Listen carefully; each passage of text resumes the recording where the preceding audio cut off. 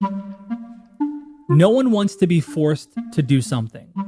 Whether it's the newest best practice or the old standard, people and companies want to be able to choose the path for themselves. VMware is kind of like the Switzerland in that regard, where helping IT professionals and companies move their workload is really important and giving companies that choice. That's Jason Conyard, the CIO of VMware. And while he's right that VMware offers companies choice when it comes to their tech stacks and servers, when you look a little closer, VMware actually takes the idea of choice so much further than that. VMware has placed a premium on things like equality, inclusion, and appreciation for outside perspectives, and it has prioritized making decisions that lead the company, its employees, and its clients to the success they choose. How, though? Don't bias and business outcomes come into play? What does it take to truly let humanity and technology come together in a way that works for everyone? I'm Jeremy Bergeron, and this is Business X Factors. Each and every week, we'll take a look at the secret sauce that takes companies to the highest levels of success and uncover how they actually got there. We'll explore how these organizations are run, what's so special about the people, the culture, and the processes that make it all happen.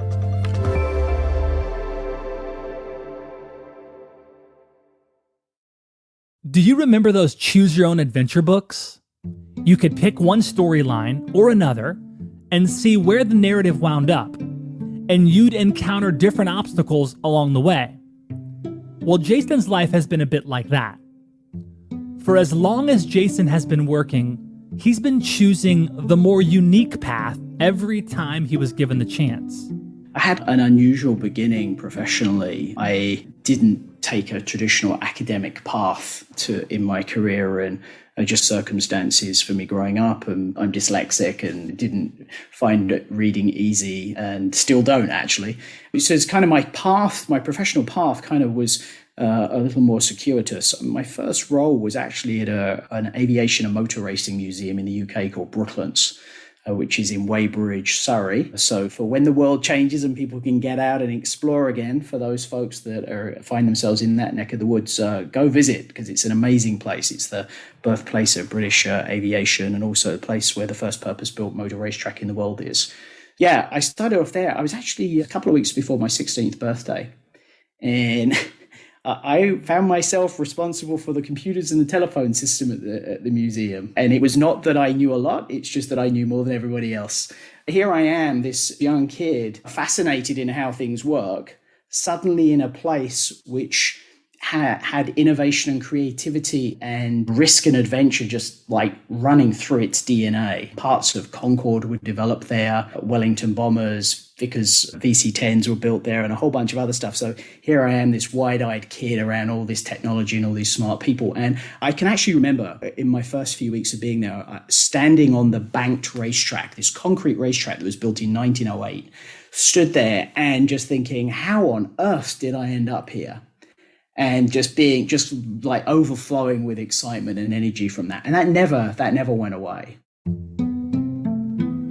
The sense of wonder and excitement that Jason found at the racetrack and museum was something that fueled all the choices he made after, including taking on challenging roles and adventures all over the world.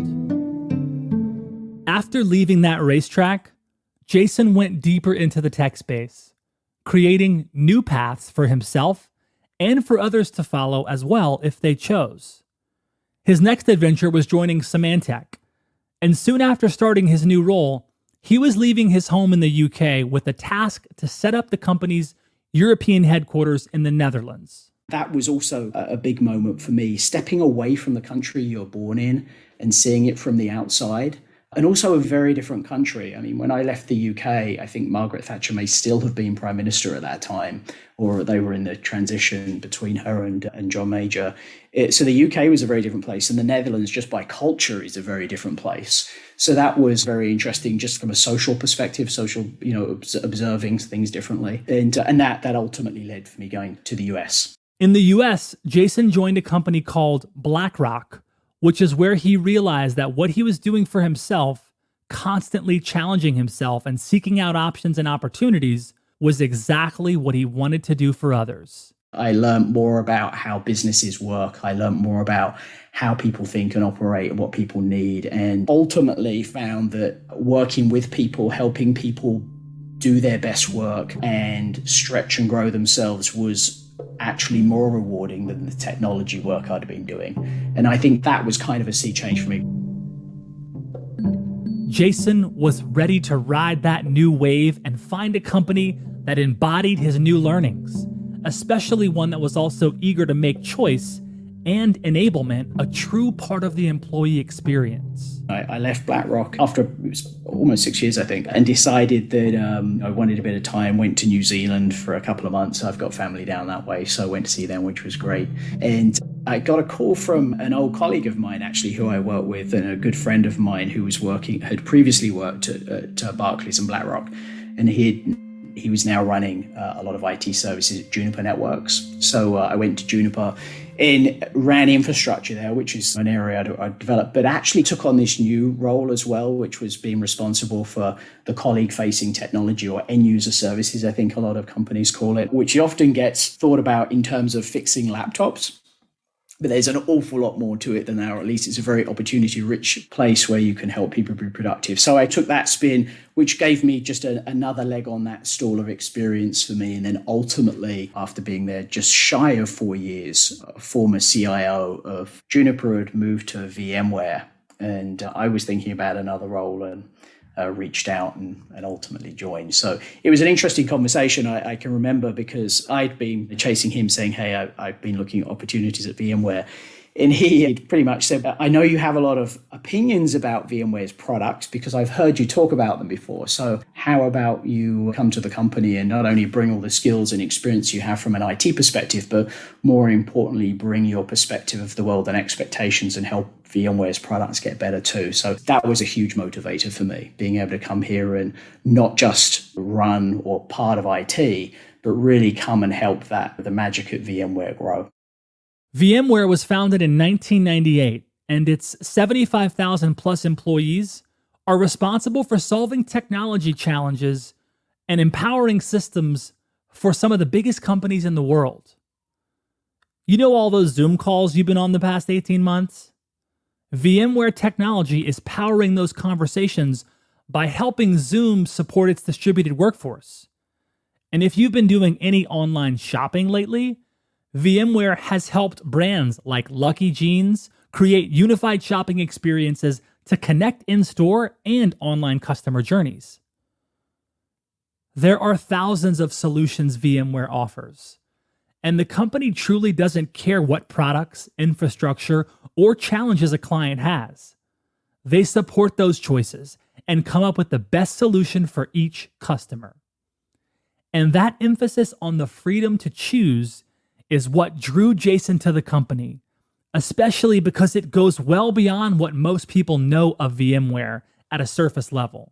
There's so many things that VMware does. I think a lot of people know VMware obviously for our server virtualization technologies, and that continues to be a core strength for the company. Just both amazing talent and people developing and continue to improve and enhance those products. I think also recognizing the shift in the world around clouds, enabling companies to have choice around clouds, I think is incredibly important. VMware is kind of like the Switzerland in that regard, where helping IT professionals and companies move their workloads, so whether they're virtual server workloads or even modern application workloads around, is really important in giving companies that choice. I think one area that the company's probably less known for, a very exciting space for me, is around our end user computing products, the Workspace ONE products, Horizon View products that truly enable people to do their work anywhere on any device. And I think that often gets overlooked. We think about a lot of the technology we work with being in a data center somewhere or in a cloud somewhere. But when it comes to the end user computing products, it's often in someone's pocket. At VMware, Jason found a place where the emphasis was on giving everyone the ability to do their best work, however and wherever they wanted to. And when Jason came to VMware, he didn't just want to help make that work possible. He actually wanted to bring more joy to whatever experience or solution you chose. No matter if you were an internal employee or an outside client or even a partner. We pay very close attention to how our employees interact with our technology, and increasingly how our customers and our partners interact with technology and the solutions we deliver, because we want them to have an amazing experience. In fact, I use the term delighted all the time. And the reason why I use delighted is because for me, delighted is the opposite of frustrated. And often I think frustrated is the emotion people associate with technology. So we're striving for delighted, and I really mean that. And I think that for me, if we can strive for delighted, if we can hit that, we're in a very different place. So what do? So we actually track our colleagues' feedback and our customers and partners' feedback around how they use our technology. With all that feedback in hand, the only thing left to do is put it to good use. To do that, VMware relies on an employee base that Jason knew needed to be set up for success and delight in its own right. VMware has an incredible reputation and client list, and its technology solutions are impressive enough to attract some of the most talented people in the world.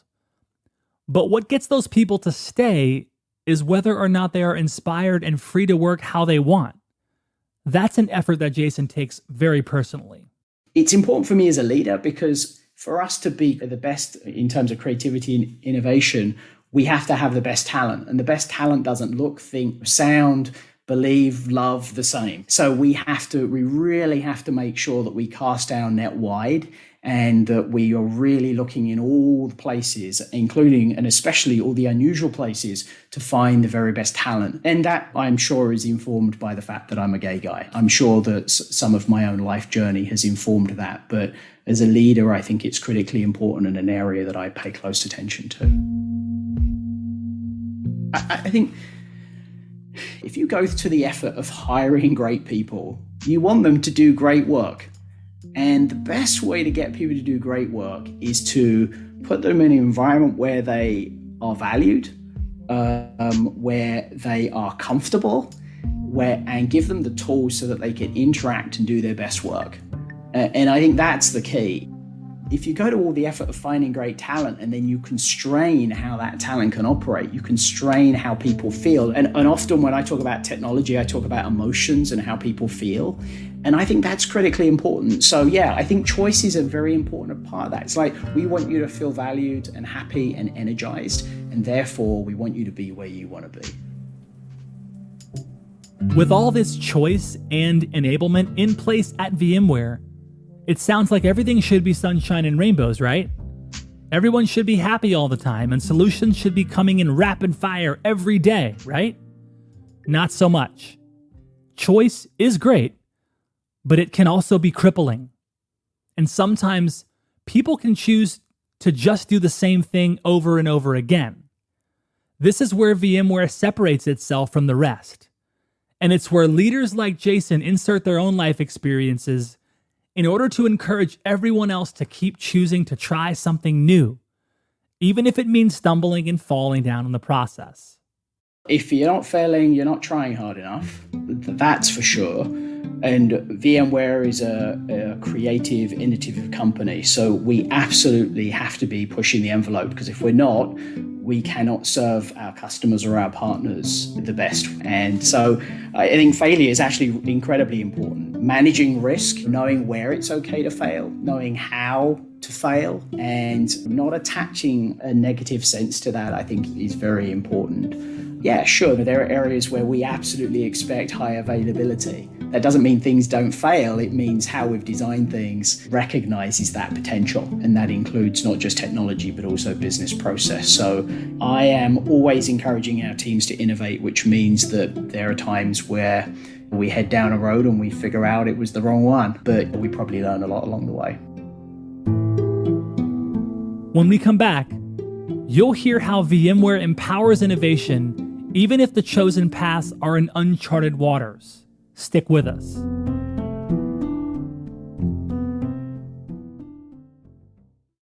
Not every lead you follow will be a fruitful one, and sometimes you'll reach a dead end or two.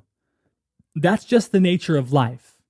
But even though you don't always find a pot of gold at the end of the rainbow, it doesn't mean you avoid the call to adventure altogether. That's the thinking at VMware. Encourage and empower people to try new things, follow new ideas, and take something to the finish line, or at least fail fast. Making those decisions and choosing the risky unknown path is all part of being a great leader. There are always opportunities to innovate. You just need the teams and people to forge the journey. We do a lot of experimentation as well. One of the teams I have is called the Emerging Technologies team, and they're constantly coming up with new ideas, and we try them. We'll try an idea, and if it sticks, great, and we'll iterate and continue, and if not, we'll close the book and say, that was great, and put it on the shelf either for another day or as a doorstop. So you mentioned there's a team that is focused on innovation. They're focused on pushing the envelope there. Yeah.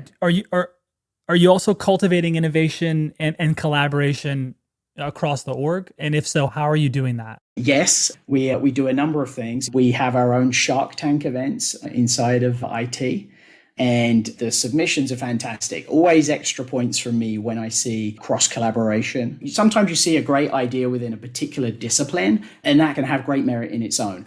But I personally get very excited when I see someone coming forward with an idea that has shown they've worked with colleagues across different disciplines and created something. You get that edge effect, if you will, which is a topic I'm absolutely fascinated by. So we hold Shark Tank events. We have rewards and recognitions around innovation. So I'm really big on rotations, not just within IT, but across the company. So to use one example, the Emerging Technologies team I mentioned, it's quite common for engineers to rotate into the product side of the house and either work for the duration of a product and even sometimes stay there. And so we encourage that all the time.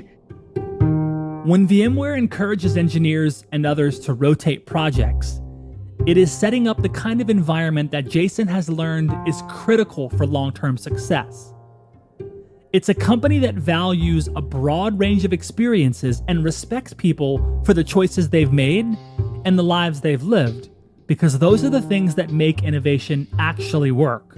I've been blessed that as I look back on my career, I have had some amazing managers, leaders, mentors, and coaches. And in many cases, they were accidental almost, or it feels like they were, but the things I was able to get from them, learn from them, observe in their operation has really shaped who I am as a person and consequently as a leader. And I think that placing that importance on people, how we treat each other, how we use technology to support each other, and how I operate as a leader in support of the company's objectives, but also in support of an enablement of our customers, is absolutely influenced by those experiences.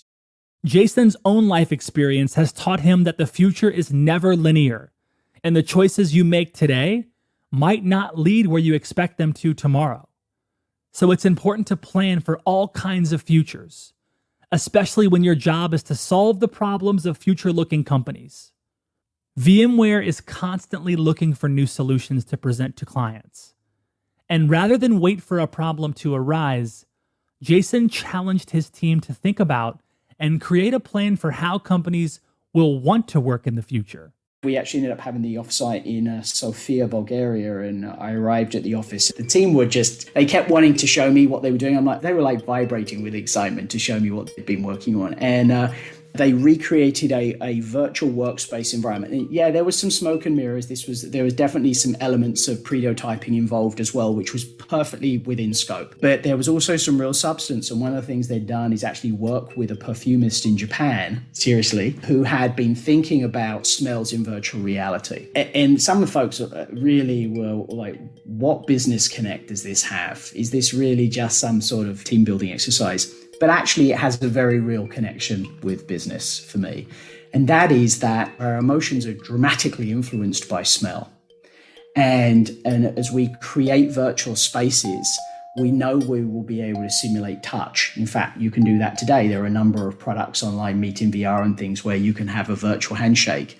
But adding smell to that dimension is important. So then you get into the where does all this go and where are we going with it? Where VMware takes this or any of its other technologies is up in the air because it's all dependent on the decisions made by clients and the subsequent choices made by employees.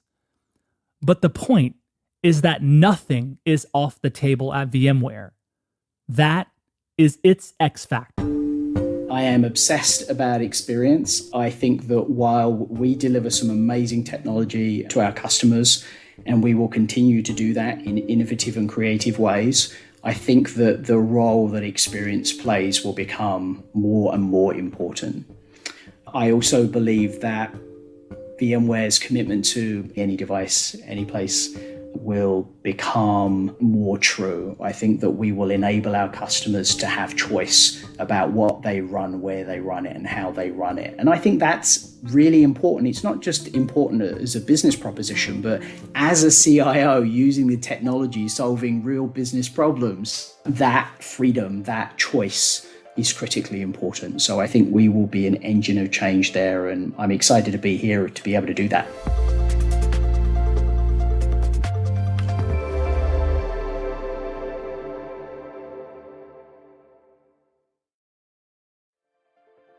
You've been listening to Business X Factors, brought to you by our friends at Highland.